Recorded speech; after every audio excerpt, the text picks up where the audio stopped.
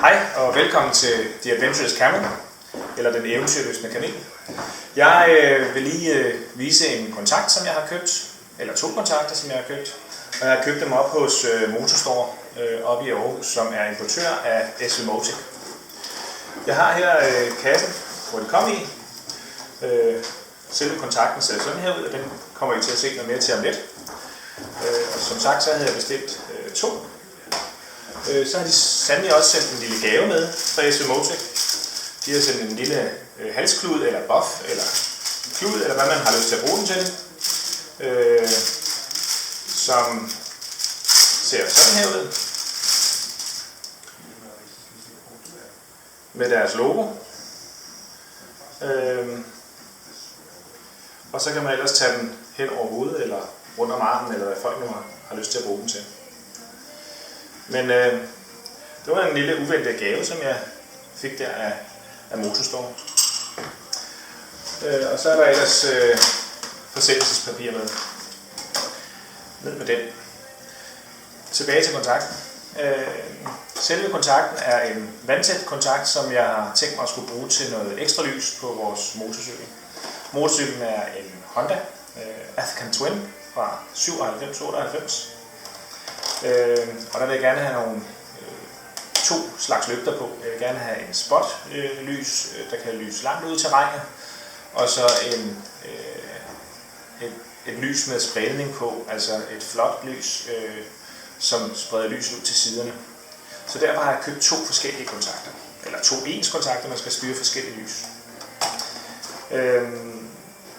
Selve kontakterne har jeg købt hos SVMotic, fordi jeg synes, de havde de pæneste og de kontakter, der så bedst ud. Sådan holdbarhedsmæssighed også. Kontakten er en vippekontakt med 0 og 1, hvor 1 det er tændt. Og så nede i bunden her er der præget ind i plastikken et piktogram af et lys. Og selve huset er af plastik.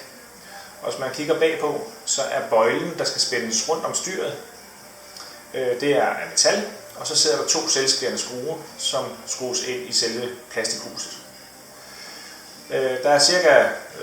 30-35 cm ledning med, som er farvekodet med gul og grøn, så man kan sætte den til. Min plan er at sætte kontakten til hen over et relæ, så den her kun har styrestrøm og meget få ampere på kontakten. Og så er det selve relæet, der tager hovedstrømmen til selve lygten. På den måde overbelaster man ikke kontakter og ledninger. Men det vil jeg vise i en video senere, hvordan man monterer det på motorcyklen. Men i første omgang så har jeg fået kontakten. Der er en anden lille ting i kassen, og det er en æske, hvor der er en beskrivelse af selve kontakten. Det vil sige, der er et stykke papir, hvor der står, hvordan kontakten skilles ad og samles.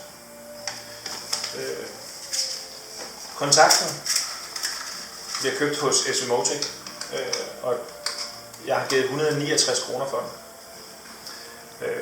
per kontakt.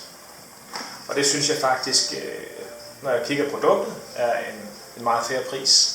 Det er ikke en dyr kontakt, det er heller ikke en billig kontakt, men en fair pris for sådan et produkt. Så nu glæder jeg mig bare til, at lygterne kommer hjem, og så at jeg skal montere dem også.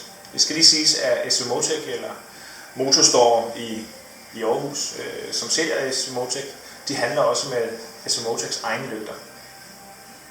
Men dem jeg har valgt at fokusere på, det er nogle LED-lygter, som jeg gerne skulle have med posten inden så længe. Men kig med og se den næste video om, hvordan man monterer lygterne og kontakten. Tak for det.